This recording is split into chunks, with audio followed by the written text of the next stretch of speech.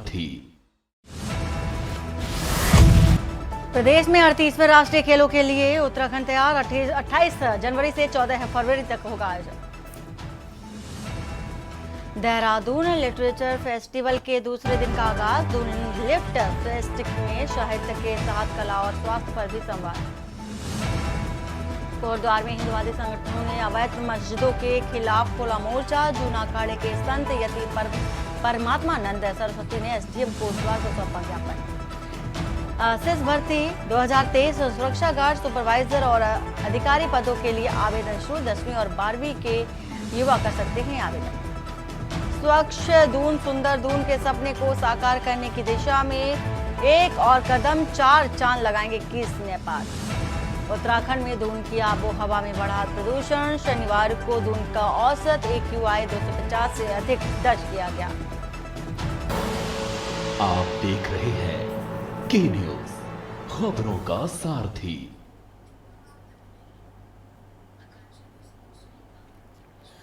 नमस्कार, मैं हूं वंदना पांडे और आप देख रहे हैं के न्यूज इंडिया। और सीधा चलते हैं झारखंड के बोकारो, जहां पर प्रधानमंत्री नरेंद्र मोदी पहुंचे हुए हैं और जनसभा को संबोधित करते नजर आ रहे हैं। तो सीमेंट लगता है, स्टील लगता है, बिजली के लिए कोयला लगता है। इन सब की फैक्ट्रियां यहां बोकारो में, झारखंड में ही तो है। यानी हाईवे, रेलवे, एयरपोर्ट के निर्माण काम से हमारे श्रमिकों को, नौजवानों को भी बड़ा फायदा होता है। साथियों, भाजपा एनडीए सरकार नए उद्योगों को बढ़ावा दे रही है। हम झारखंड में बंद पड़े पुराने कारखाने भी खुलवा रहे हैं। सिंदरी का खाद कारखाना भी तो पहले की सरकारों की कुनीति की वजह से बंद हो गया था। हमने सिंदरी खाद कारखाने को शुरू करवाया। इससे झारखंड के हजारों युवाओं को रोजगार मिला है। जब झारखंड में भाजपा सरकार बनेगी तो वो सरकार में भी ज्यादा से ज्यादा युवाओं को पक्की नौकरी देगी।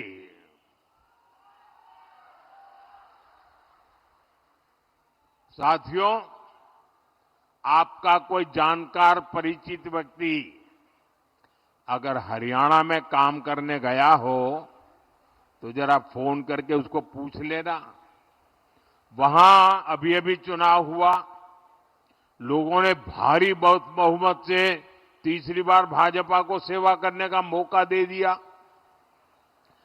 और वहां सरकार बनते ही भाजपा ने बिना खर्ची, बिना पर्ची हजारों नौजवानों को सरकारी नौकरी का ऑर्डर दे दिया। इधर हमारे झारखंड के लोग एक खर्ची पर्ची जानते हैं क्या? हरियाणा में खर्ची पर्ची का मतलब ये होता है, जब तक नोटों का बंडल नहीं देते, खर्ची नहीं करते, नौकरी नहीं मिलती। और पर्ची का मतलब है, जब तक कोई बड़ा नेता पर्ची लिख करके नहीं देता, आपकी दाल गलती नहीं है। हमने एक खर्ची और पर्ची दोनों को दफना दिया है। हम झारखंड में भी यही करेंगे मेरे नौजवानों। और झारखंड में हमारा एक और लक्ष्य होगा। यहां जेएमएम कांग्रेस ने जो पेपर लीक माफिया और भर्ती माफिया पैदा कर दिया है, पेपर लीक माफिया, उन सब पर प्रहार किया जाएगा।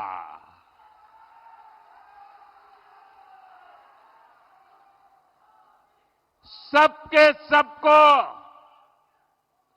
पाताल में से ढूंढ करके जेल के हवाले कर दिया जाएगा।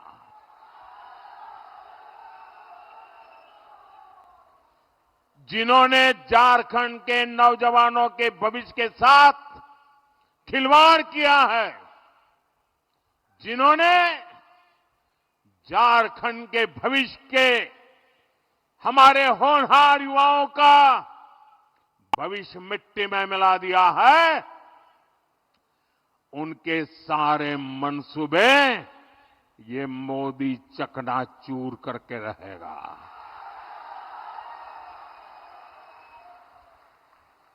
साथियों, झारखंड के हमारे बहन बेटियों का जीवन आसान हो, ये मेरी प्राथमिकता है। हमारी सरकार की योजनाओं से बहनों को शौचालय मिले, बैंक में खाते खुले, गर्भावस्था के दौरान सीधा उसके खाते में पैसा पहुंचा। अब झारखंड भाजपा ने आपको, मेरी माताएं बहनें, बड़ी नम्रता के साथ मैं आज आपकी सेवा में आया हूं और भाजपा ने आपको गोगो दीदी योजना का वायदा किया है।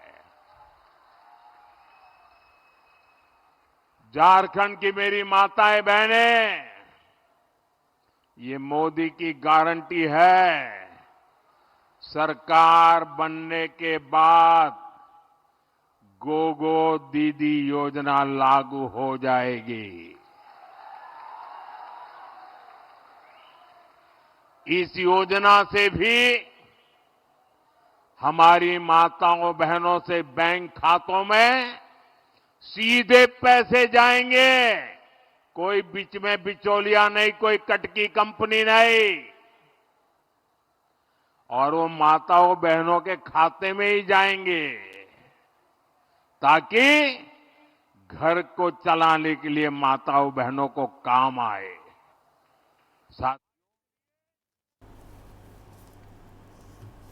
और देहरादून से खबर है, जहां पर 38वें राष्ट्रीय खेलों के लिए उत्तराखंड तैयार है। 28 जनवरी से 14 फरवरी तक आयोजन होगा और इसी के साथ ही साथ सफल आयोजन के लिए 5 समितियों का गठन भी किया जाएगा। इसी के साथ ही साथ हमारी तैयारियां 100% खेल विशेष प्रमुख सचिव ने कहा है कि हमारी जो तैयारियां हैं 100% तक पूरी हो चुकी हैं। खबर आपको देहरादून से बता रहे हैं।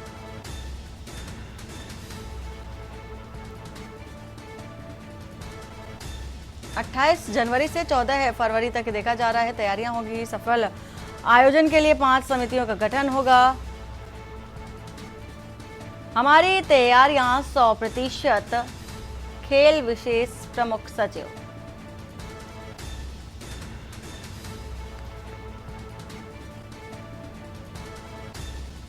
अट्ठाईस जनवरी से 14 फरवरी तक ये आयोजन चलेगा।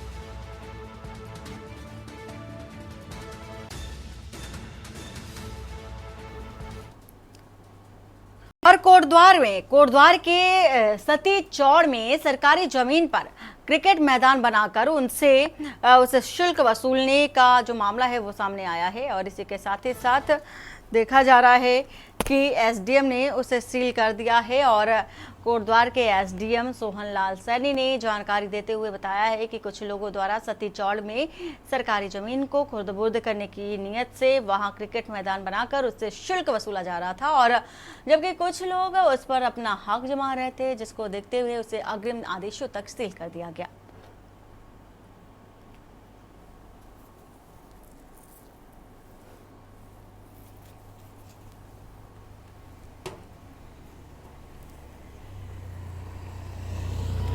है कि जो मैदान है वो मैदान हमारा श्रेणी 6-1 का मैदान है, जो कि नदी श्रेणी में आता है और वो गवर्नमेंट की लैंड है। उसमें हो ये रहा था कि पिछली बार से पब्लिक खेल रही थी, तो उसमें किसी को कोई आपत्ति नहीं है, लेकिन कुछ व्यक्ति उसमें जो है पैसे का जो है लेन देन कर रहे हैं और फिर वहाँ मैच करा रहे हैं।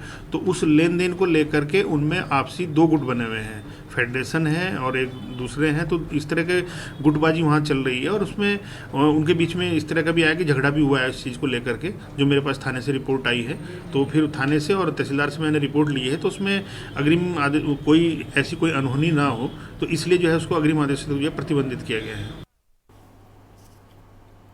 और उत्तराखंड के 38वें राष्ट्रीय खेलों के आयोजन की तिथि को भारतीय ओलंपिक संघ ने अंतिम मोहर भी लगा दी है। यह खेल 28 जनवरी से 14 फरवरी तक आयोजित किया जाएगा।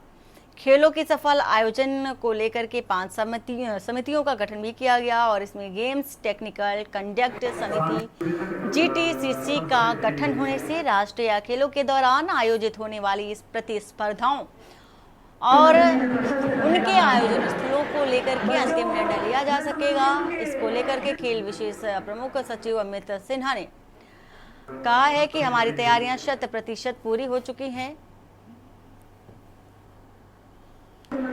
और पूरी तैयारियां हो चुकी हैं, बस तैयारियों को अंतिम रूप दिया जा रहा है। उन्होंने कहा कि जैसे ही GTCC आ जाती है, बाकी इंटीग्रिटी तय कर ली जाएगी और बहुत अच्छे तरीके से 28 जनवरी से शुरू होने जा रहे राष्ट्रीय खेलों का आगाज होगा।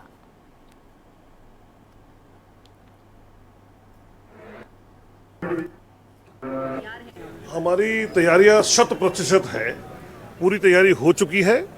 हम लोग उसके अब फिनिशिंग टचेस में चल रहे हैं और जैसे ही GTCC आ जाती है गठित, और यद्यपि GTCC का अनाउंसमेंट हो चुका है, वो जैसे ही कमेटी आती है, कमेटी के साथ हम लोग बैठकर बाकी और निटिग्रिटी जो है वो तय कर लेंगे और बहुत अच्छे तरीके से हम लोग 28 जनवरी से शुरू होने वाले राष्ट्रीय खेल को आगाज करेंगे। और केदारनाथ चुनाव के लिए भाजपा ने पूरी ताकत झोंक दी है। विधानसभा क्षेत्र के साथ साथ प्रवासी मतदाताओं को भी भाजपा अपने पक्ष में मतदान के लिए पूरी जोर आजमाइश कर रही है, जिसको लेकर के भाजपा प्रदेश अध्यक्ष ने खुद प्रवासी मतदाताओं की कमान अपने हाथों में थामी और उनसे संपर्क करने के लिए वह अन्य प्रदेशों में लगातार भ्रमण कर रहे हैं। बीजेपी प्रदेश अध्यक्ष महेंद्र भट्ट रविवार को लुधियाना में केदारनाथ विधानसभा क्षेत्र के प्रवासी मतदाताओं से मतदान के लिए अपने बूथों पर पहुंचने का आग्रह किया और भाजपा को जीत दिलाने में सहयोग की अपील भी की है।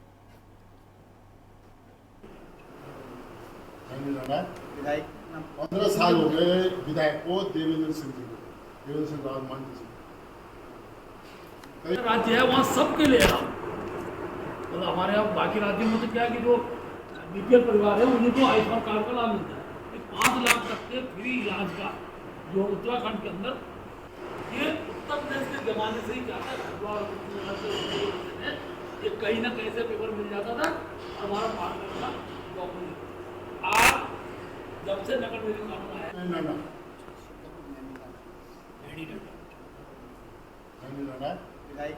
15 साल हो गए विधायक को देवेंद्र सिंह जी को, देवेंद्र सिंह रावत मान जी राज्य है वहाँ सबके लिए मतलब हमारे यहाँ बाकी राज्यों में तो क्या कि जो बीपीएल परिवार है उन्हीं को आयुष्मान कार्ड का लाभ मिलता है। 5 लाख तक के फ्री इलाज का जो उत्तराखंड के अंदर, ये उत्तर प्रदेश के जमाने से ही जाता है। ये कहीं ना कहीं से पेपर मिल जाता था और हमारा पार्टनर का। भारतीय जनता पार्टी का जो प्रवासी प्रकोष्ठ है, खासतौर पर उत्तराखंड के दृष्टिकोण से प्रकोष्ठ बने हुए हैं, वो देश के उन राज्यों में जहां भारतीय जनता पार्टी का में बड़ी संख्या में भारतीय समाज के लोग वहां निवास करते हैं। और हमारा प्रयास है कि केदारनाथ विधानसभा में आपदा के बाद अनेकों लोगों का पलायन हुआ है। बड़ी संख्या में उनके मतदाता काम के सिलसिले में दिल्ली में है, चंडीगढ़ में है, हरियाणा में, लुधियाना में।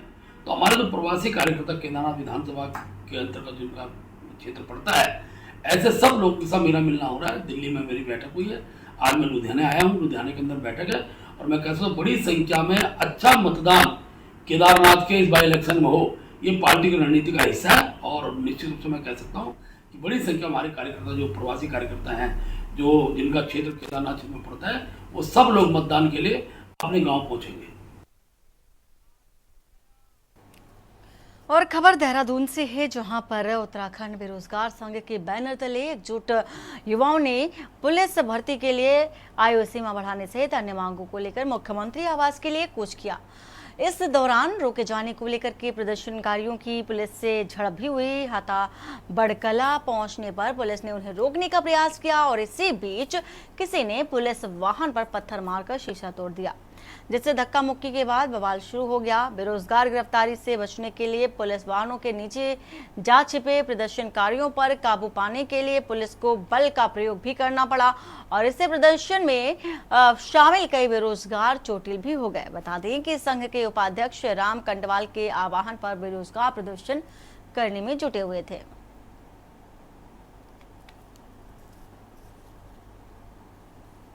मुख्यमंत्री आवास हम कूच करने जा रहे हैं और बड़े शर्म की बात है कि आज प्रदेश के युवाओं को, आज राज्य के युवाओं को जगह जगह रोका जा रहा है।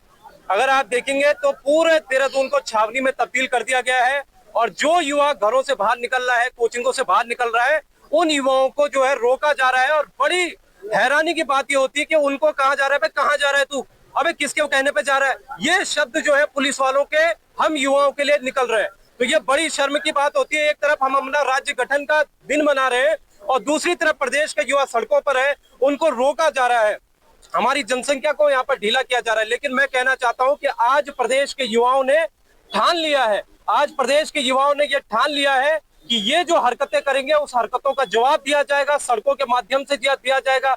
हमारी मुख्य मांगे थी कि भाई उत्तराखंड पुलिस कांस्टेबल में आप उम्र सीमा बढ़ा दीजिए, क्या दिक्कत है उसमें, बिल्कुल जेन्युइन मांग है। तो ये उम्र सीमा आज इनको बढ़ानी पड़ेगी। और कोटद्वार में हिंदुवादी संगठनों ने अवैध मस्जिदों और मजार के खिलाफ मोर्चा खोल दिया है। जूना अखाड़े के संत यति परमात्मानंद सरस्वती ने एसडीएम कोटद्वार को एक ज्ञापन सौंपा, जिसमें से उन्होंने अवैध मस्जिदों और मजारों को हटाने की मांग की। साथ ही उन्होंने चेतावनी दी कि यदि तय समय पर इनको नहीं हटाया जाता तो फिर वह अपने स्तर से इनके खिलाफ कार्रवाई करेंगे। अधिकार से हम पिछले 2 वर्ष से जानकारी इकट्ठा कर रहे थे। सूचना के अधिकार से जो नगर निगम ने हमें जानकारी उपलब्ध कराई, उससे यह सिद्ध हुआ कि कोटद्वार में संचालित अधिकतर मस्जिदें अवैध रूप से बनी हुई हैं। उनका कोई प्रमाण यहाँ पर उपलब्ध नहीं है, तो उसको तोड़वाने के लिए हमने आज यहाँ पर ज्ञापन दिया है। और उत्तराखंड के स्वास्थ्य सेवाओं की हर दिन उसके चर्चे सोशल मीडिया पर भी वायरल होते रहते हैं, लेकिन शासन प्रशासन सुनकर भी चुप्पी साधे बैठा रहता है। ताजा मामला जनपद पौड़ी कोट ब्लॉक के बसंतपुर सरकारी अस्पताल का है, जिसमें से पहले भी कर्मचारियों के ड्यूटी से नदारद होने की जो शिकायत है स्थानीय लोग, विभाग और शासन तक कर चुके हैं, लेकिन इन निकम्मे कर्मचारियों पर न जाने क्यों शासन प्रशासन मेहरबान है, ऐसा आरोप है। राज्य स्थापना दिवस पर इस अस्पताल के दरवाजे बंद नजर आए और जब ग्रामीण लोग यहां पहुंचे तो उन्हें यहां पर अलीगढ़ का ताला लगा नजर आया।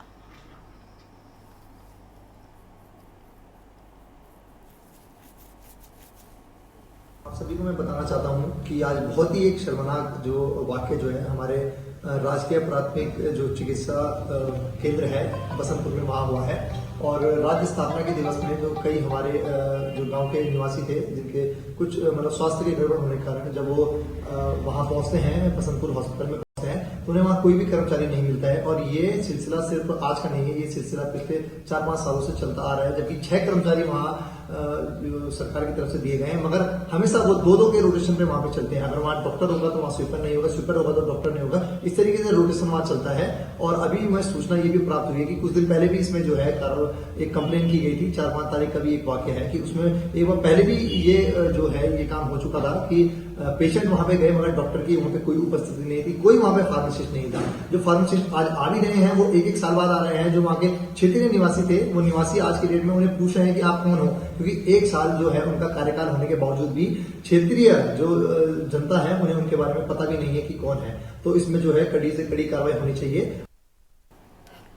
और मुख्य वन संरक्षक कुमाऊं डॉक्टर विनय भार्गव और डीएफओ तराई पूर्वी वन प्रभाग हल्द्वानी हिमांशु बांगरी ने खटीमा दौरे पर पहुंचकर सीमांत वन क्षेत्रों का दौरा किया है और इस मौके पर दोनों अधिकारी वन अतिथि गृह सभागार खटीमा में स्थानीय पत्रकारों से बातचीत की है, जहां उन्होंने बताया है कि उनके दौरे का मुख्य प्रयोजन जो है सीमांत क्षेत्र की वन रेंजों में वन व वन्य जीव सुरक्षा हेतु किए जा रहे कार्यों का निरीक्षण करना है।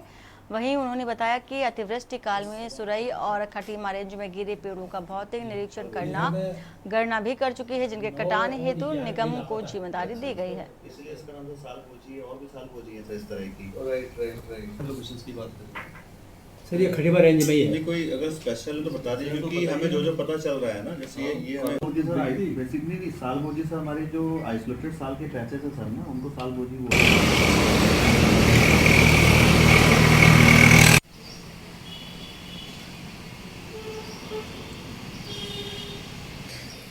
जी। जो बरसात के मौसम में अतिवृष्टि हुई थी, उससे हमारे जंगल के कुछ ऐसे क्षेत्र थे जहाँ पर भारी संख्या में पेड़ गिर गए थे। तो हमारी जो कार्य योजना होती है उसके अनुसार ऐसे पेड़ों को चिन्हित करके उनका निरीक्षण किया जाना होता है। उसके उपरांत इसे वन निगम को पातन के लिए दिया जाता है। इसी के क्रम में आज इंस्पेक्शन किया गया ऐसे क्षेत्रों का, और अब इन पेड़ों को निगम को दिया जाएगा। निगम इनको काट के अपने डिपो पे लेके जाएगा। निकाय चुनाव को लेकर कांग्रेस ने जिताऊ प्रत्याशी को टिकट दिए जाने को लेकर मंथन किया, जिसमें से लाल कुआं नगर पंचायत चुनाव में 13 उम्मीदवारों ने चेयरमैन पद के लिए अपनी अपनी दावेदारी पेश की। और इस दौरान कांग्रेस विधायक और नैनीताल निकाय चुनाव प्रभारी गोविंद सिंह कुंजवाल ने अम्बेडकर पार्क में बैठक आयोजित करते हुए कांग्रेस से चेयरमैन पद की दावेदारी पेश करने वाले प्रत्याशियों से गहन मंथन कर राय भी ली है।